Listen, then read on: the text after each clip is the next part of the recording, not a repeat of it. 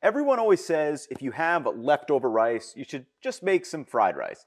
But if you're tired of fried rice and want some new inspiration on healthy meals you can make with a lot of leftover rice, this is the video for you. In today's video, I have 3 high-protein rice bowls that are perfect for any weeknight. One made with steak, one with fish, and another with chicken, though they can be customized with different proteins or added vegetables that you happen to have on hand. As always, I'll have the macro breakdown for each one, but let's start with the sweet and spicy steak bowl. To start, you can choose any protein or vegetables you want, but for me, I went with asparagus and shiitake mushrooms along with a lean hunk of flank steak. Remove the base from the shiitakes and then just slice them across into strips. And as with all stir fries, it's important to do all the prep work first because the actual cooking part comes together insanely fast. For the asparagus, I cut off the very bottom section and just discarded them, then just chopped down the line into bite-sized manageable pieces. Next, I have some scallions. I tried to do some fancy little strips, but these are just used as a garnish, so cut them as you please. Lastly, I thinly sliced a couple of cloves of garlic, and all that's left is the steak. I like slicing the steak into cubes, so first cut it into strips, and then across those strips into the cubes. And flank steak is great for this because it's lean and is a nice, decent budget cut that you can find at the grocery store.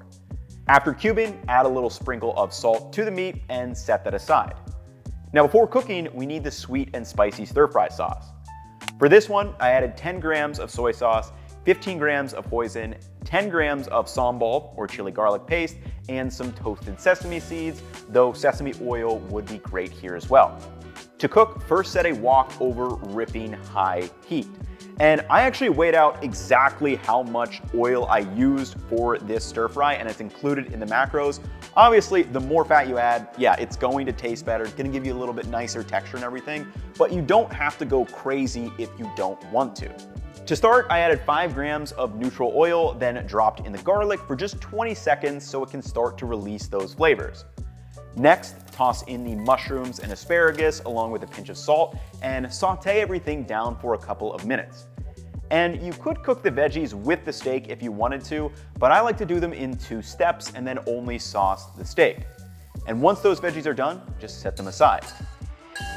Next, add a 7-gram drizzle of oil to the pan, and once hot, toss in the steak cubes.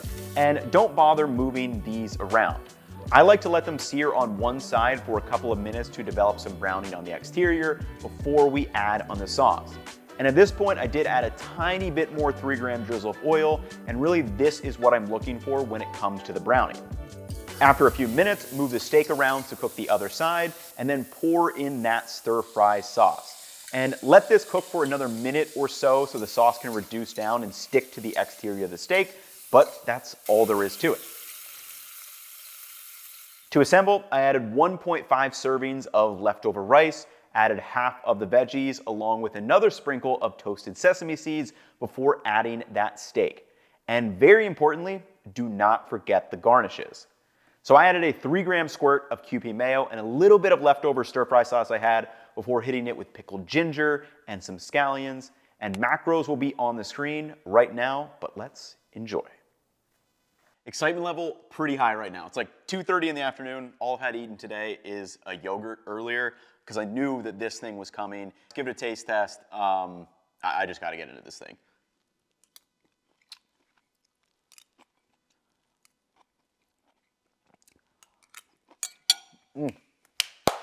I could crush this bowl in like 2 minutes, and I'm going to.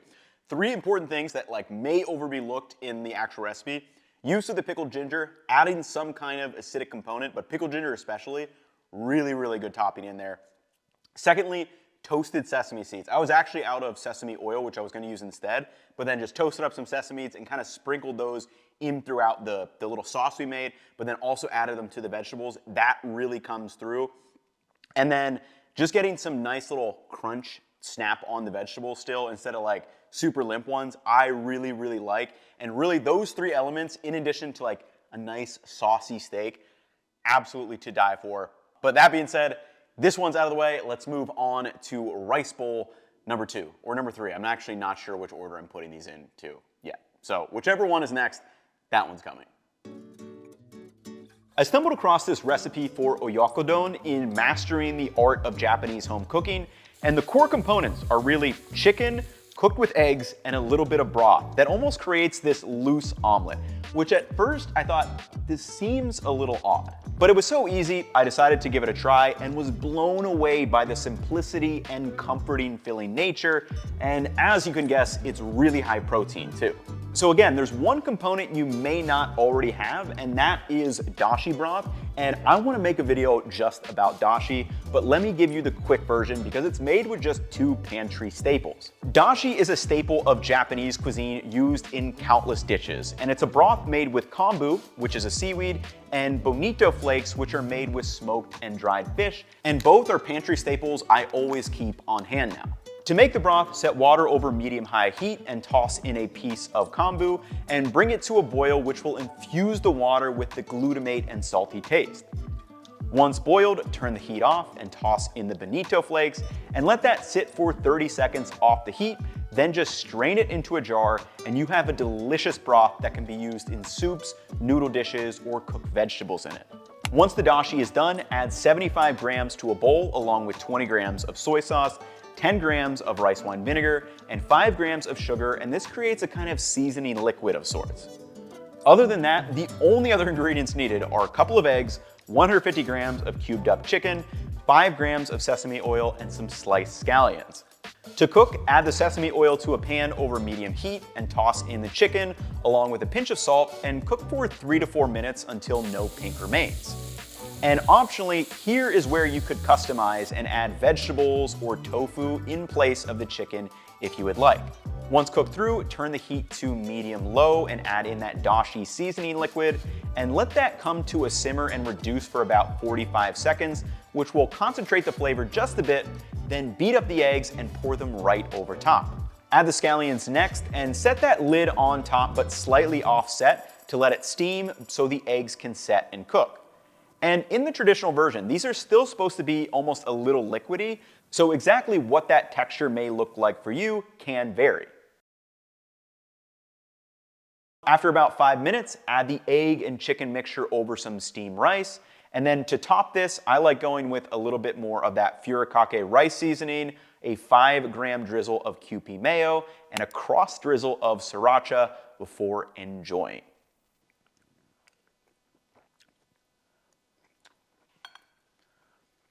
Three quick things. First, I messed up the texture a little bit. It's supposed to be a little bit more runny by the time I was moving cams around. So you can make it more runny if you want to, but regardless, still very, very good.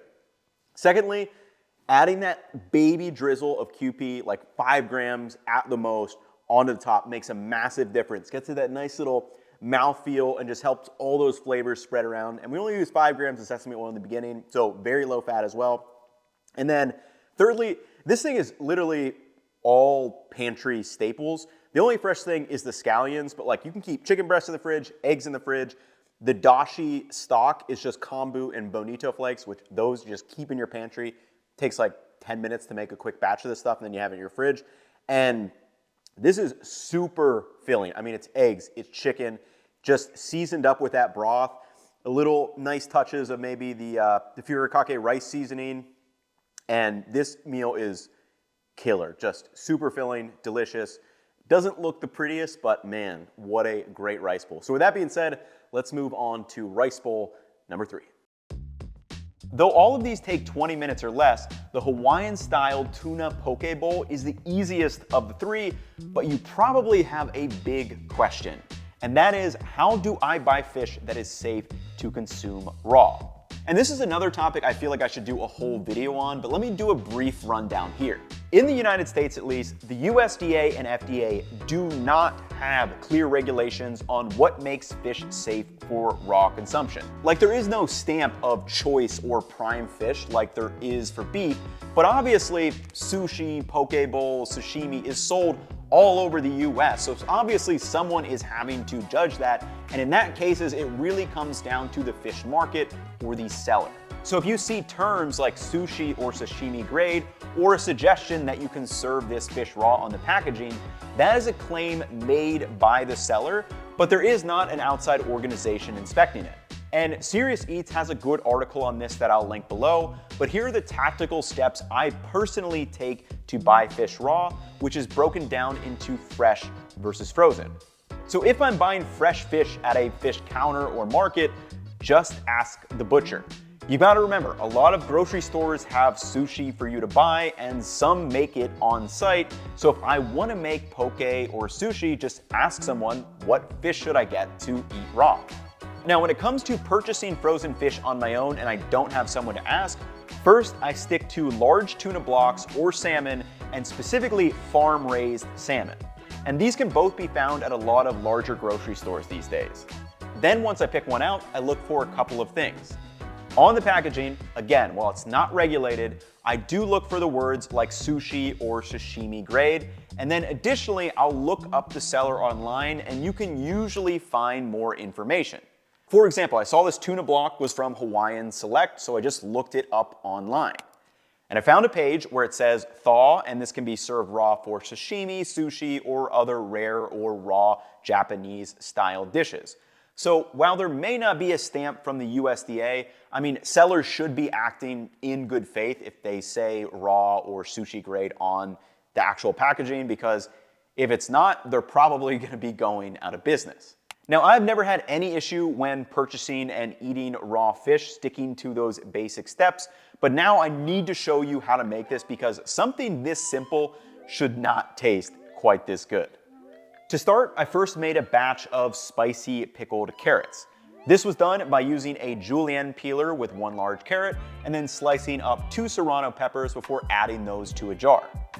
Then I poured over a boiling mixture of 1 part water, 1 part rice vinegar, and a sprinkle of salt, and then these can just sit into the fridge for a really long time now. Now, let's get to the tuna. Again, this is a beautiful block of tuna that I thawed from frozen. And I like to set it on a pan, add a little bit of water, and like 30 or so minutes later, I just slice open the packaging and set it on a paper towel to remove any excess water on the outside before slicing into it. For me, I cut down the entire block into strips, roughly a ½ inch wide or so, and then split those into 2 piles and cut across into those nice cubes. And any size works for this, just think about what size you want to be eating, and I like these bigger style chunks. Once those are cut up, just toss it into a bowl and set aside. For the seasoning sauce, set a bowl over a scale and add 10 grams of sesame oil, 20 grams of soy sauce, 5 grams of sriracha, and 5 grams of rice wine vinegar to a bowl before mixing that all together. Then lastly, one ingredient you may not have, but it is optional to add, is some Pacific wakame, which is a seaweed, and it starts out dry and then you hydrate it and add it in. So you can find this in an international or major grocery store in a package like this, and it's really salty and crunchy and almost could be used as a ground up topping if you wanted to. But for this, I added some to a bowl, poured over that boiling water, and it hydrates almost instantly. And it gives it this nice kind of salty umami and almost slightly sweet taste. Once hydrated, just give the seaweed a rough chop with a knife and we are ready to assemble. So get out a shallow bowl and add the cubed tuna, the seaweed, 1/8 of a sliced red onion, 2 sliced scallions, and a sprinkle of black and white sesame seeds before drizzling over the seasoning. Then mix that up so everything gets to know each other and let that rest just a few minutes before serving. To assemble, add warm leftover rice to a bowl. Then I like adding a sprinkle of rice seasoning to create a little crunchy layer before adding that tuna over the top. Lastly, top with those spicy carrots and a Solano slice, and it is time to devour. Something about rice bowls just gets me excited.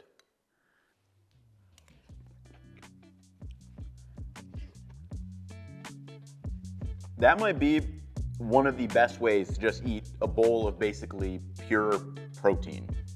I mean, we added what, 10 grams of sesame oil across 2 servings, so like 5 grams added.